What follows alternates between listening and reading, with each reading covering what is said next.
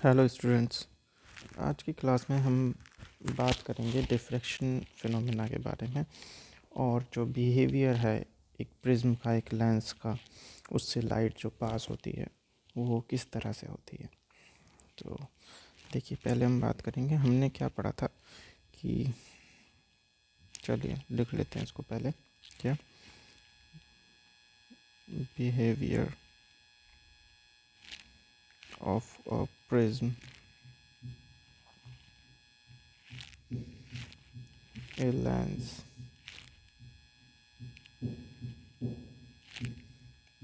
and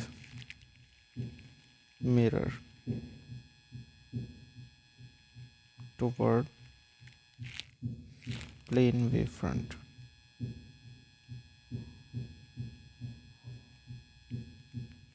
all right, तो देखिए क्या होता है। सबसे पहले हम बात करेंगे प्रिज्म के बारे में। First, behaviour of prism. जब भी लाइट प्रिज्म से पास होती है तो देखिए क्या होता है। सपोज करें आपका ये एक प्रिज्म है। ऑल राइट, अब हमने ये पढ़ा है कि जब भी लाइट प्रिज्म से पास होती है, रे ऑप्टिक्स में हमने क्या पढ़ा है, जब भी लाइट पास होगी इस तरह से तो वो हमेशा कहाँ मुड़ेगी, बेस की तरफ, इस तरफ मुड़ेगी। अब हम इसी चीज़ को प्रूव करेंगे किससे, by the using of wave optics. अब हम रे ऑप्टिक्स की बात नहीं कर रहे हैं। तो देखिए, वेव ऑप्टिक्स में हमारी वेव आई, किसकी, लाइट की। एक वेव आई जो यहाँ टकराएगी और सपोज करिए यहाँ टकराएगी। इसको थोड़ा और नीचे से ले लेता हूँ मैं। सपोज करें इस तरह से ये वेव आगे इससे टकराई और हमारे जो बाहर का जो रिफ्रैक्टिव इंडेक्स है, सपोज करिए ये मीडियम एयर है और ये मीडियम गिलास है, ठीक है। तो इसका रिफ्रैक्टिव इंडेक्स हमने कितना मान लिया, 1, और इस मीडियम का रिफ्रैक्टिव इंडेक्स हमने मान लिया म्यू। ऑल राइट, तो क्या होगा, हमारे वेव फ्रंट हमें पता परपेंडिकुलर चलते हैं इस तरह से। कैसे चलते हैं, परपेंडिकुलर। तो यहाँ हमने एक परपेंडिकुलर लाइन इन दोनों की परपेंडिकुलर ये खींच ली है।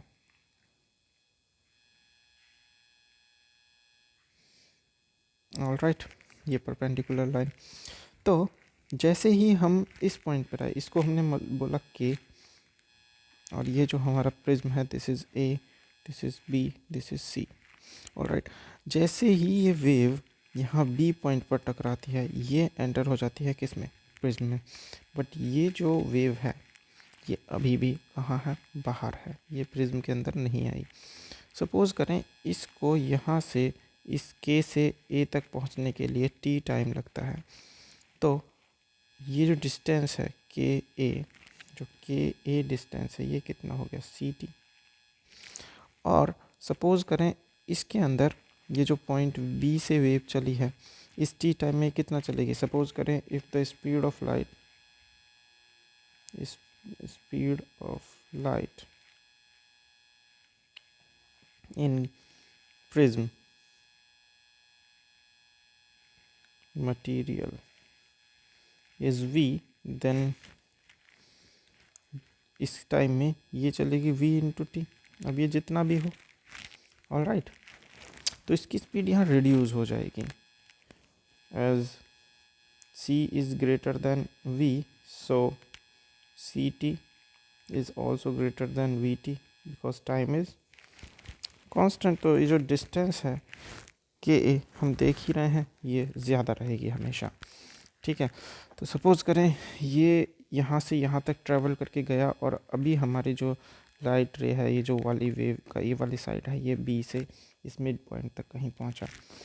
अब क्योंकि एयर में स्पीड ऑफ लाइट रहती है हमेशा फास्ट, तो ये वाली जो पार्ट है इस वेव का ऊपर वाला, ये हमेशा तेज़ चलेगा। और क्योंकि लाइट एक सीधे पाथ पर चलती है, यानी कि अपने जो दोनों वेव फ्रंट हैं वो पैरेलल वेव फ्रंट है, तो ये इसके साथ 90 रहेगा। तो जब तक ये यहाँ से निकल के यहाँ आएगा, इतना ही ट्रैवल ये सी टी इतना कर जाएगा और ये इसमें यहाँ से इस पॉइंट से सी तक आएगा और ये इस तरह से फिर सीधा सीधा चला जाएगा। ठीक है, ये लाइट यहाँ से एयर में ट्रांसफ़र हुई और ये हमने बोला एल पॉइंट तक आएगी, जब तक ये इस पॉइंट से भी यहाँ तक आ जाएगी। कहने का मतलब है जब तक ये नीचे वाली जो वेव फ्रंट है ये पूरा बी से लेके सी तक ट्रैवल करेगा, ये के से लेके एल तक ट्रैवल करेगा, क्योंकि ये ज़्यादा ट्रैवल कर रहा है एयर में। ठीक है, उसके बाद ये कैसे चले जाएंगे, दोनों parallel to each other. Right, तो हमने क्या देखा कि लाइट रे इस तरह से आई और कैसे मुड़ गई towards to the base of the prism.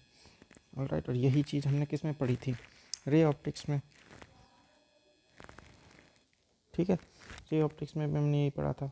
तो हमें पता है कि जितना लाइट जितने टाइम में यहाँ से लेके यहाँ तक चली, सपोज करिए टी टाइम में चली, चाहिए, अब इस वाली टर्म को हम भूल जाते हैं, हम टोटल टाइम टी ले लेते हैं। ठीक है, तो हम क्या ले लेंगे, लाइट इतना ही यहाँ से लेके यहाँ तक चली इसी सेम टाइम में, तो हम कह सकते हैं if K L and B C distance are moved in same time T, then हम क्या लिख सकते हैं, K A plus A L upon speed of light in air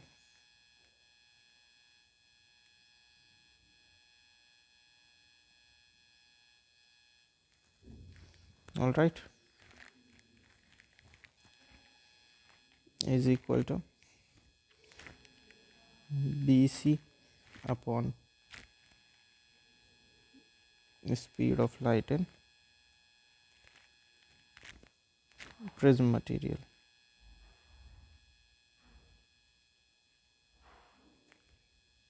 all right, ये हम यहाँ पर लिख सकते हैं। अब सेम इसी तरह से, ये तो था प्रिज्म के लिए, सेम इसी तरह से अगर हम भी पढ़ें, देखिए लेंस के लिए behaviour of prism material, sorry, behaviour of a lens, behaviour of a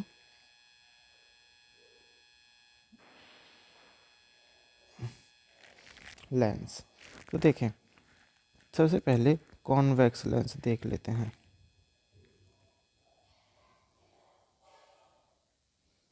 क्या देखते हैं, कॉन्वेक्स लेंस।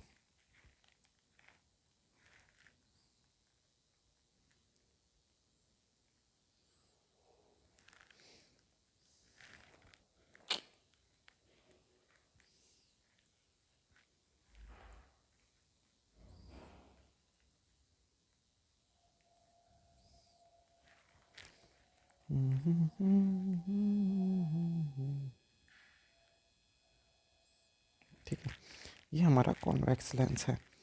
और इस कॉन्वेक्स लेंस के अगर आप देखेंगे, सपोज करिए प्लेन वेव फ्रंट की हम बात कर रहे हैं, कैसा वेव फ्रंट है, प्लेन। तो हमारा जो वेव फ्रंट है वो ये आया, ये प्लेन वेव फ्रंट आया है हमारा। बीच में भी एक ले लेते हैं,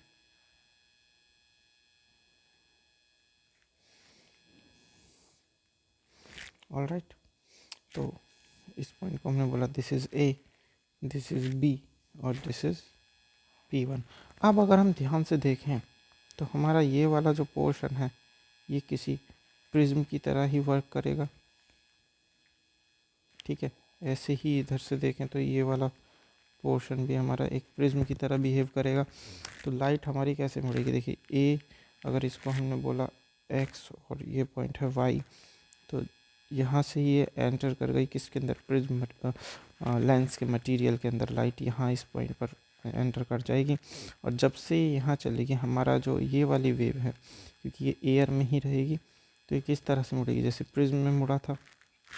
ऑलराइट, तो ये इस तरह से मुड़ेगी और सेम इधर साइड भी ऐसा ही होगा। ये बी वाई जितनी देर में ट्रैवल करेगी, और इसके बाद यहाँ से सपोज करो ये ए डैश चली गई और ये सेम यहाँ से बी डैश चली गई, ठीक है। यानी कि ये दिस इज बी डैश। अब जितनी देर में ये यहाँ से P1 से P2 तक ट्रैवल करेंगे, ये जो साइड वाले वेव फ्रंट हैं ये A से A डैश और B से B डैश तक ट्रैवल कर जाएंगे, और उसके बाद फिर ये कैसे जाएंगे सीधे, तो लाइट रे कैसे मुड़ जाएगी इस तरह से, ठीक है, क्योंकि सेम प्रिज्म जैसा ही कॉन्सेप्ट है इसका भी। तो हम क्या लिख सकते हैं कि जो AX प्लस एक्स ए डैश है टोटल डिस्टेंस, ये है speed of light in air, speed of light in air, क्योंकि ये सेम टाइम में ट्रैवल हुआ है, ए से ए डैश, बी से बी डैश और P1 P2। ये जो मटेरियल है, मतलब ये जो वेव है बीच वाली, ये जो P से P2 तक जितने डिस्टेंस जितने टाइम में ट्रैवल करेगी उतने ही टाइम में ये वाली वेव A1 से A डैश, B से B डैश ट्रैवल कर जाएगी। ऑल राइट, हम ये लिखेंगे सेम टाइम है, तो B Y plus Y B dash upon ये भी स्पीड ऑफ लाइट है in air, all right, is equal to P1 P2 upon speed in lens material. All right, ये इस तरह से इसका बिहेवियर जो है रहेगा। हाँ, सेम आगे आप देखो, अगर यही चीज़ हम किस में कर दें, एक एक पॉइंट सोर्स है जिससे स्फेरिकल वेव फ्रंट निकल रही है, ठीक है। ये देखिए एक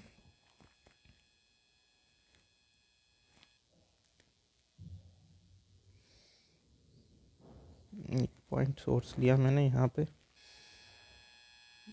ये पॉइंट सोर्स है और इससे स्फेरिकल वेव फ्रंट निकल रही है इस तरह से, ठीक। तो ये कैसे जाएंगे, ये इस तरह से जाएंगे, ऑल राइट। और जब ये इस तरह से जाएंगी तो ये पहले जाएगा, तो ये वेव फ्रंट यहाँ आके प्लेन हो जाएंगी, ठीक है। देखिए कैसे, सपोज करिए इस तरह की wave front, spherical wave front जा रहा है, जितनी देर में ये यहाँ से यहाँ पहुँचेगा और ये यहाँ से यहाँ पहुँच के आगे निकलेगा, इतनी देर में ये भी यहाँ ट्रैवल करके निकल जाएगा, ठीक है। तो ये सब कैसा हो जाएगा, प्लेन। फिर आगे जाके ये वेव फ्रंट हमें कैसे मिलेगा, प्लेन मिलेंगे, ऑलराइट। तो ये लेंस का एक बिहेवियर है। और अगर इसी तरह से आप कॉनकेव का भी बिहेवियर समझना चाहते हैं तो देखिए कॉनकेव लेंस कैसा होता है। कॉनकेव लेंस जो होते हैं आपके, वो इस तरह का लेंस होता है। तो इसमें जो प्रिज्म की शेप बनेगी वो कैसी बनेगी, यहाँ से इस तरह से, ठीक है। तो अगर प्लेन वेव फ्रंट आ रहे हैं यहाँ पे से इस तरह से आएंगे तो आपको पता है वो किस तरह से मुड़ेंगे, वो बाहर की तरफ मुड़ जाएंगे, ठीक, ठीक है। तो लाइट रे बाहर की तरफ इसमें डेविएट कर जाती है, क्योंकि एक लाइट रे आई प्रिज्म से तो ये कैसे मुड़ेगी इधर की तरफ, और जो इस साइड के लिए है वो कैसे मुड़ेगी इस तरह से, तो ये बाहर की तरफ मुड़ जाते हैं इसमें, ठीक है। तो सेम वही प्रिज्म वाला कॉन्सेप्ट अगर आपको समझ में आ गया तो आप इस कॉन्सेप्ट को भी, अभी जो लेंस मटेरियल का कॉन्सेप्ट है इसको भी आप अच्छे से समझ सकते हो, इतनी ज़्यादा बड़ी बात नहीं है, ठीक है। और सेम यही किस में होता है, मिरर्स में, ठीक है। मिरर में भी यही पैटर्न फॉलो होगा। तो ये सिर्फ एक छोटी सी चीज़ थी। इसके बाद आते हैं हम किस पर, सुपरपोजिशन प्रिंसिपल पर। किस पर, सुपरपोजिशन प्रिंसिपल पर। ये मेन टॉपिक है आज की इस क्लास का। तो ये जो मैंने अभी आपको बताया ये तो एक छोटा सा टॉपिक है, ना ज़्यादा इम्पोर्टेंट नहीं है, ये सिर्फ आपको एक जनरल नॉलेज के लिए मैंने आपको बताया था। तो दूसरा टॉपिक जो है हमारा वो क्या है, जो मेन टॉपिक है वो है superposition principle. Superposition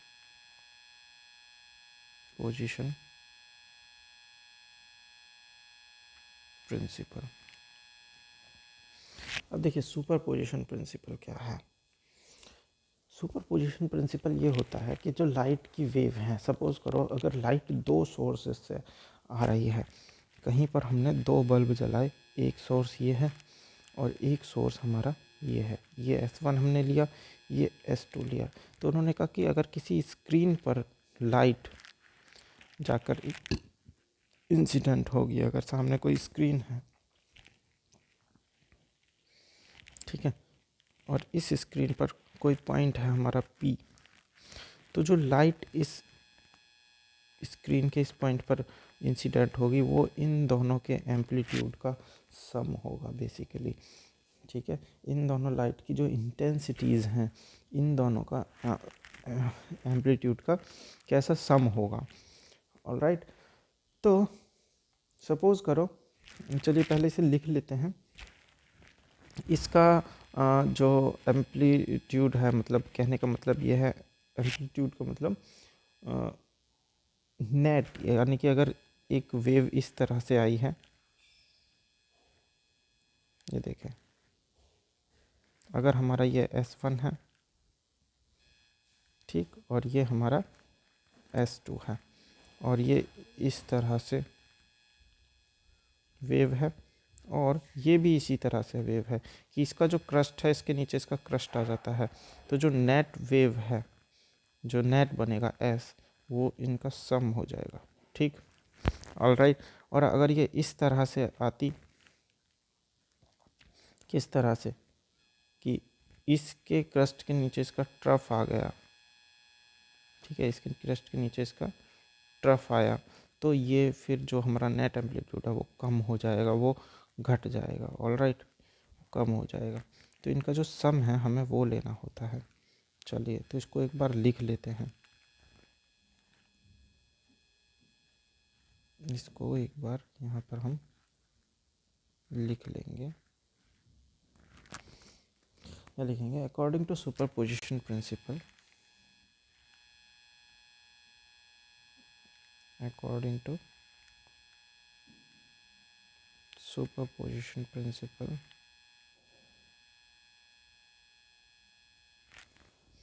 when two or more wave motion,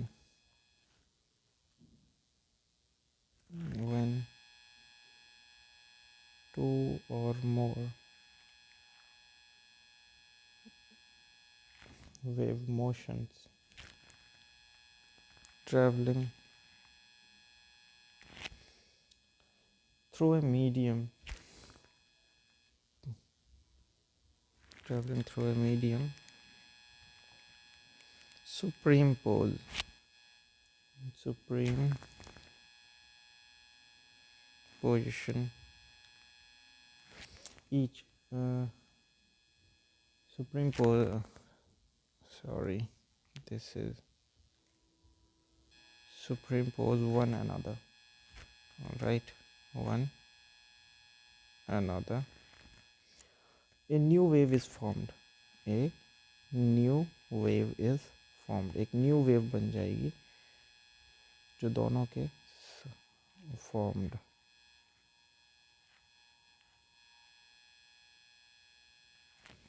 form in which resultant displacement, in which जो resultant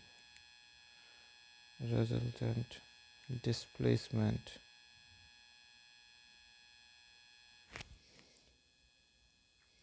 at any instant is equal to the resultant at any instant is equal to the vector sum of displacement due to individual wave। जो resultant displacement होगा wave का वो कैसा होगा, equal to the vector sum of the displacement displacement due to individual wave y1 and y2। यह हमारे case में इसको हमने कितना माना था, s1 और s2। ठीक है, अब सपोज करो, चलिए बना लेते हैं इसको एक बार।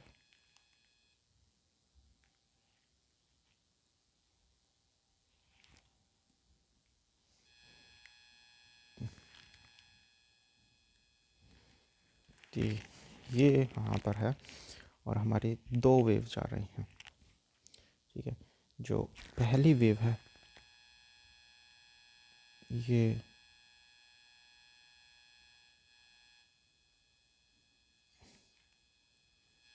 जो पहली वेव है ये वेव है, ये उसका डिस्प्लेसमेंट है। और जो दूसरी वेव है, ठीक है, इसका क्रस्ट इसके क्रस्ट के जस्ट ऊपर आया, तो ये इस तरह से ये दूसरी वेव है हमारी। ठीक है, ठीक, तो जो नेट रिजल्टेंट वेव आएगी हमारी इस पॉइंट पे, जो नेट रिजल्टेंट आएगी, ठीक है, मैं लिख देता हूँ, ये वाली जो वेव है ये वाली, ये है हमारी S1 सोर्स 1 की, और जो ये वाली वेव है हमारी ये है सोर्स 2। तो जो रिजल्टेंट वेव आएगा हमारा वो किस तरह से आएगा, वो इस तरह से आएगी एक पॉइंट पर, इन दोनों का सम। ठीक है, दिस इज द रिजल्टेंट। ये जो है ये है हमारी क्या, रिजल्टेंट। तो S इज इक्वल टू क्या हो गया, S1 प्लस S2। ऑलराइट, और अगर इसको हम दूसरे केस में देखें, दूसरे केस में क्या देखना है हमें,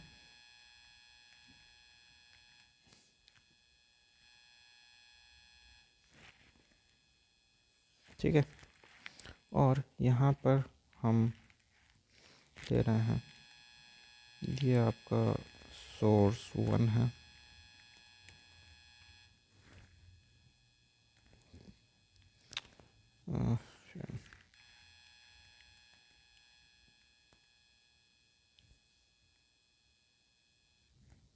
ठीक, और ये आपका सोर्स 2 है, जिसमें इसकी जो वैल्यू है थोड़ी कम है इससे।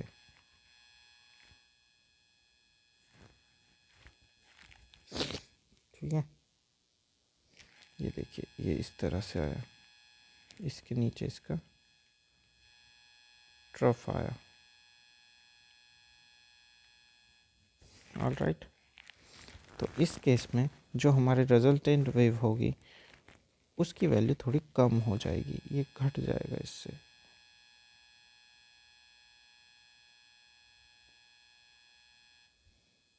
ऑलराइट, ये थोड़ा कम हो जाएगा, ये इस तरह से इसका जो नेट रिजल्टेंट है वो कम होगा। तो इस केस में जो नेट रिजल्टेंट है S, वो S1 माइनस S2 हो जाएगा। ये जो टर्म है ये है हमारे सुपरपोजिशन प्रिंसिपल की। ऑलराइट, इसकी सुपरपोजिशन प्रिंसिपल की। तो ये यही हमें बताता है कि अगर दो सोर्स से लाइट आ रही है, ठीक है, तो किसी भी एक पॉइंट पर अगर वो इंसिडेंट होगी तो वहाँ पर दिखने वाला जो रिज़ल्ट होगा वो उन दोनों लाइट सोर्स के जो डिस्प्लेसमेंट हैं, जो उसकी वेव का एम्पलीट्यूड है बेसिकली, उनके सम के बराबर होगा उस पॉइंट पर। ठीक है, वहाँ पर उसकी जो वैल्यू कितनी है उन दोनों का वेक्टर सम हो जाएगा। अगर क्रस्ट के नीचे क्रस्ट, अगर हम बात करें कि जो दोनों वेव हैं, if both waves are same amplitude, अगर दो वेव हैं जो कि सेम एम्पलीट्यूड की हैं, और वहाँ देखने के लिए हमें क्या मिलता है कि एक वेव के नीचे, सपोज करिए एक वेव के इस वेव के नीचे, इस वेव के क्रस्ट के नीचे दूसरी वेव का ट्रफ आ जाए, ये इस तरह से। ठीक, तो हम क्या देखेंगे कि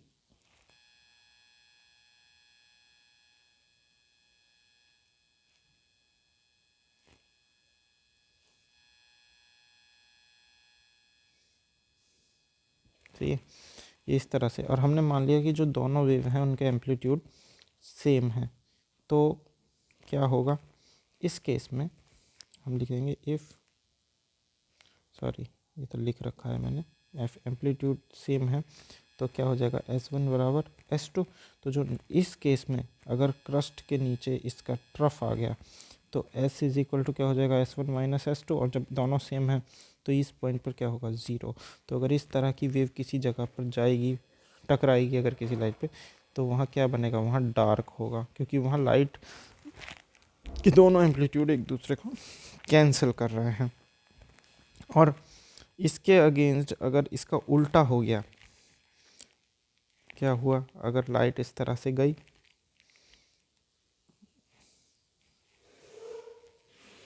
ये लाइट के हम यहाँ पर पैटर्न बनाएंगे।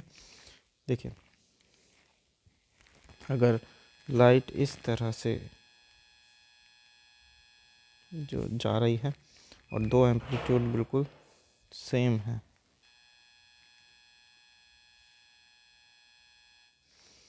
ठीक, दो वेव के जो एम्पलीट्यूड है वो बिल्कुल सेम है, यहाँ पर इस दूसरी वाली वेव का भी एम्पलीट्यूड इसी ही के जैसा है, बिल्कुल सेम, ऑलराइट, बिल्कुल सेम है। तो हम क्या कहेंगे, और इसके क्रस्ट के ऊपर ही इसका क्रस्ट आ रहा है, ठीक है, दोनों का क्रस्ट एक ही जगह पर है। तो हम ये बोलेंगे कि जो रिजल्टेंट वेव आएगी वो कितना होगा, S is equal to S1 plus S2, और दोनों सेम है तो क्या हो जाएगा 2S। यानी कि इस पॉइंट पर जब ये लाइट टकराएगी किसी भी जगह पर तो हमें जो मिलेगा वो ब्राइट फ्रिंज मिलेगी, ठीक है। यहाँ पर डार्क स्पॉट मिला था हमें, ठीक है, क्योंकि कैंसिल कर दिए थे, और यहाँ हमें ब्राइट स्पॉट मिलेगा किसी भी जगह पर देखने के लिए। तो इसकी वजह से ही हमें डिफ्रैक्शन पैटर्न देखने के लिए मिलता है। क्या मिलता है, डिफ्रैक्शन पैटर्न। पर ये जो डिफ्रैक्शन पैटर्न है ये भी एक ख़ास ही तरह के सोर्सेज में होता है जिन्हें हम कोहेरेंट सोर्स बोलते हैं। क्या बोलते हैं, कोहेरेंट सोर्स, ठीक है। अब देखिए क्यों कोहेरेंट सोर्स में जो वेव है उसका जो फेज डिफरेंस है, अब देखिए फेज डिफरेंस समझ लीजिए, फेज डिफरेंस, फेज डिफरेंस की बात करूँ तो देखो फेज किसे बोलते हैं। अगर मैं बोलूँ कि एक वेव है जिसका जो एम्पलीट्यूड है वो ए है, एम्पलीट्यूड जो है वो कितना है, वो ए है, तो ये वेव आपके किस मैनर में चलेगी, चलिए देखते हैं इसको भी।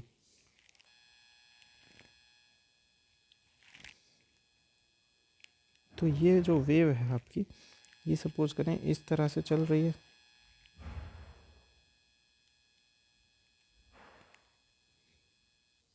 ठीक है।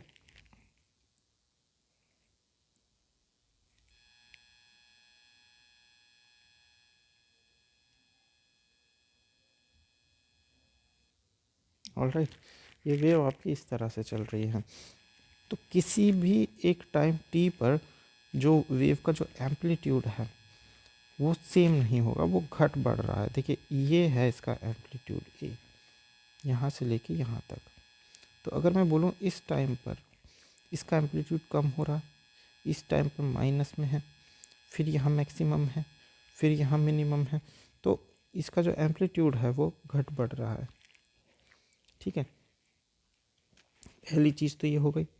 दूसरा हम क्या बोल रहे हैं, एक कंप्लीट साइकिल कहाँ से होती है, देखिए यहाँ 0 है और यहाँ पर कितना आएगा फिर π/2 यानी 90 डिग्री। देखिए इसको ऐसा समझ लीजिए, सपोज़ करें कि एक बॉडी एक सर्कल में मूव कर रही है, और ये जब सर्कल में चलती रहती है, एक बॉडी किसी सर्कल में मूव कर रही है, जब ये सर्कल में चलती रहेगी तो क्या होगा, बार बार ज़ीरो पर लौट के आएगी। ये कैसे होगा, 0 π/2, तो ये होगा 0 π/2 पाई। तो यहाँ अगर हम देखें तो ये होगा 0 π/2 maximum than pi. All right, और उसके बाद क्या होगा, 2 π/2, सॉरी 3 π/2, ठीक है। क्या ये क्या हो जाएगा, 3 π/2, और यहाँ पर आकर फिर ये घूम के कितना हो जाएगा, 2 पाई। सही है, this is pi, this is 3 π/2 and 2 pi. तो इस तरह से जब ये यहाँ से घूम के यहाँ तक आया, इसको हम एक बोलते हैं कंप्लीट साइकिल, और ये होती है इसकी एक वेवलेंथ भी, ठीक है। यहाँ से लेके यहाँ तक, या दो पर्टिकुलर क्रस्ट के बीच की डिस्टेंस को भी आप उसकी वेवलेंथ बोल सकते हो, या पर्टिकुलर क्रस्ट ट्रफ के बीच की डिस्टेंस को भी वेवलेंथ बोल सकते हैं, सब बराबर होती हैं, ठीक। तो अगर मैं बोलूँ किसी, अब सपोज करो इसको यहाँ से कंप्लीट साइकिल करने में टी टाइम लगता है, कितना टाइम लगता है, टी टाइम, और मैं बोलूँ कि अगर हमारा जो टाइम है वो t/2 है, t/2 है, तो हमारा जो वेव है अभी वो कहाँ होगा, तो वो हमारा आधे में यहाँ होगा। सपोज करिए यहाँ पर टाइम कितना लगा, t/2, और इसका भी आधा टाइम अगर मैं करूँ t/4, तो ये यहाँ पर होगा π/2 में। तो ये अपने डिफरेंट टाइम पीरियड में अपने डिफरेंट जगह है, सही है। तो ये हैं इसके फेजेस, ठीक। अब सपोज करो कोई दूसरी वेव है, ठीक, जैसे कि दूसरा एक पार्टिकल, ये तो एक पार्टिकल लिया हमने येलो वाला, और एक और पार्टिकल ले लेते हैं ब्लू वाला। तो जैसे ही ये चला यहाँ से और ये यहाँ पहुँचा, तब ये सॉरी जैसे ही पीले वाला पार्टिकल जो था वो हमारा π/2 पर पहुँचा, तब हमारा नीले वाला पार्टिकल चलना शुरू हुआ। तो इसकी जो वेव बनेगी वो कैसी बनेगी, इसको देख लेते हैं ज़रा।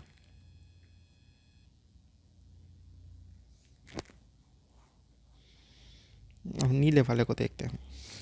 तो जब ये π/2 पे था, यानी कि यहाँ, तब ये नीले वाला चलना शुरू हुआ, तो ये इस तरह से जो है हमारा चलेगा। तो इसमें अगर हम इसको देखें,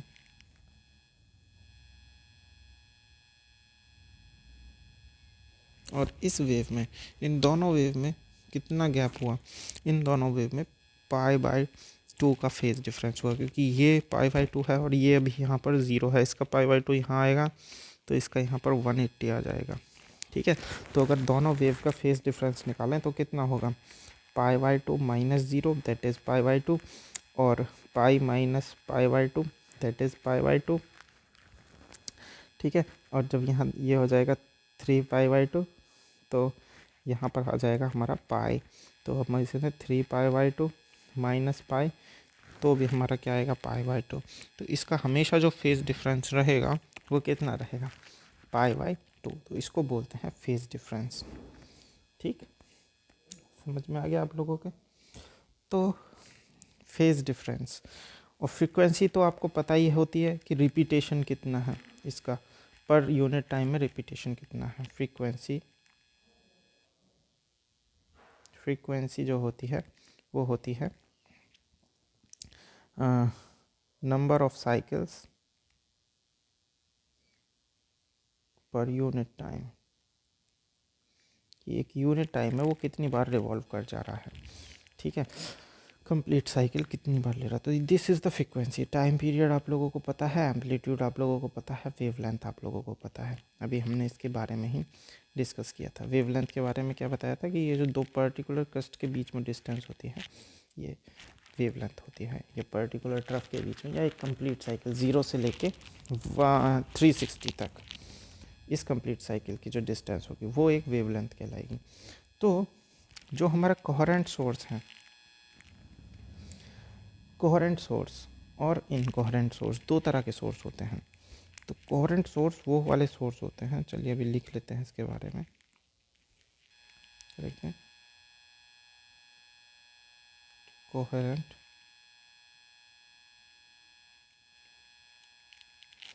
कोहेरेंट सोर्स, तो देखिए कोहेरेंट सोर्स लाइट के वो सोर्स होते हैं कि अगर दो सोर्स के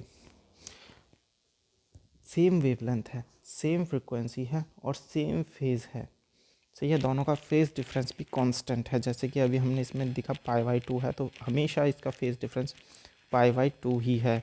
ऐसा नहीं है कि कहीं π/2 हो गया और फिर ये वेव थोड़ा तेज, मतलब इसकी जो फ्रिक्वेंसी है वो इससे फास्ट है और आगे जाके वो चेंज होता जा रहा है, ऐसा नहीं होना चाहिए। तो कोहेरेंट सोर्स कब कहेंगे?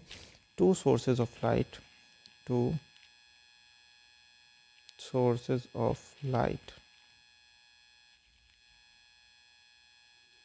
said to be coherent if they have same wavelength, same frequency,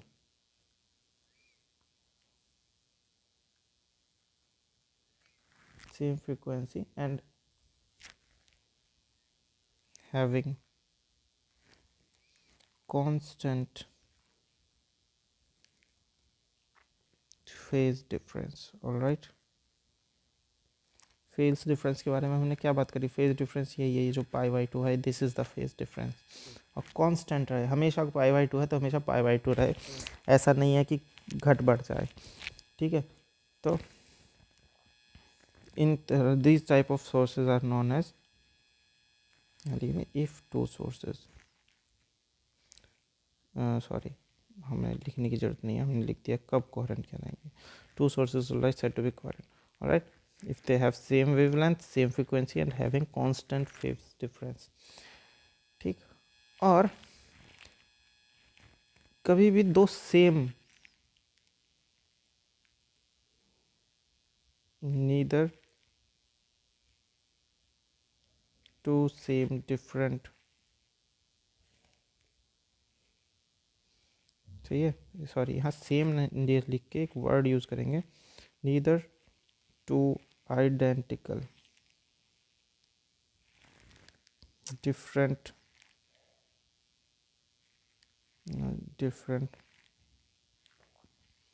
source of light, different source of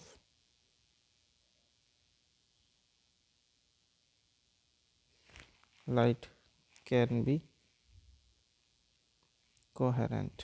मतलब अगर आप दो बल्ब खरीद के लाए एक जैसे, एक बल्ब है और दूसरा बल्ब है जो बिल्कुल सेम है देखने में और उनकी प्रॉपर्टी भी सेम है, उनसे भी निकली हुई लाइट जो है वो कोहेरेंट नहीं होगी, क्योंकि उनका जो फेज़ डिफरेंस है वो बदल जाएगा, या फ्रीक्वेंसी में भी कुछ गैप हो सकता है, ठीक है।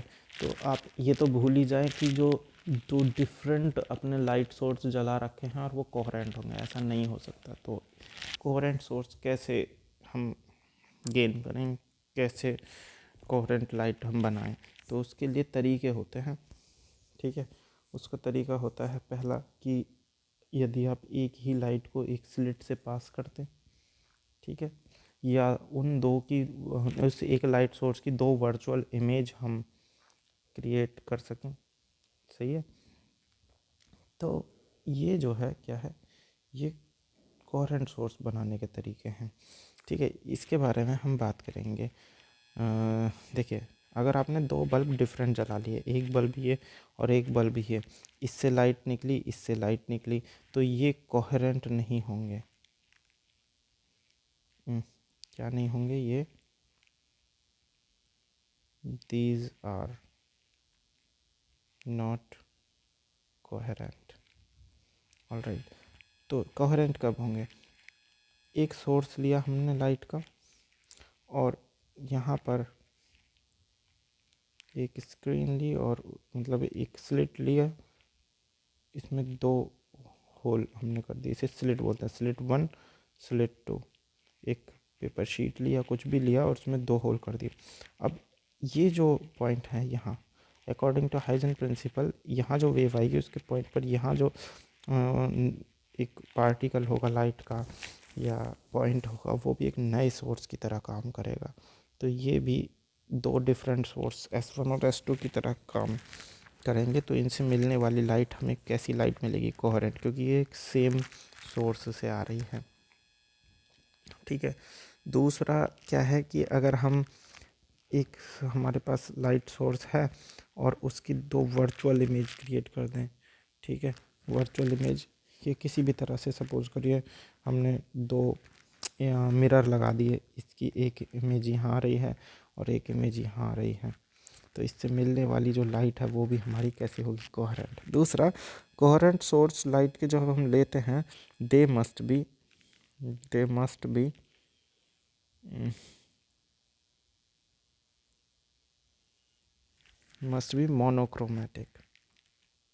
Monochromatic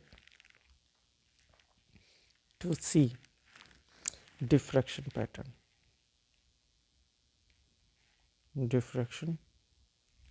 pattern. ठीक है, मोनोक्रोमेटिक लाइट सोर्स आपका जो है होना चाहिए, तभी आपको डिफ्रैक्शन जो है वो बहुत ही अच्छे से दिखेगा। डिफ्रैक्शन की जो बात है वो हम नेक्स्ट वीडियो में करेंगे। ऑलराइट, आज के लिए ये आपका एक तरह का डिफ्रैक्शन को समझने के लिए ये आपका एक इंट्रोडक्शन था। ठीक है, तो इसको जो है ध्यान से इसको एक बार पढ़ें, अपनी बुक की हेल्प लें और इन चीज़ों को एक बार फिर से पढ़ लें। वीडियो को दोबारा भी आप देख सकते हैं। अगर कुछ चीज़ समझ में ना आए तो मुझे मैसेज करके पूछ लेना।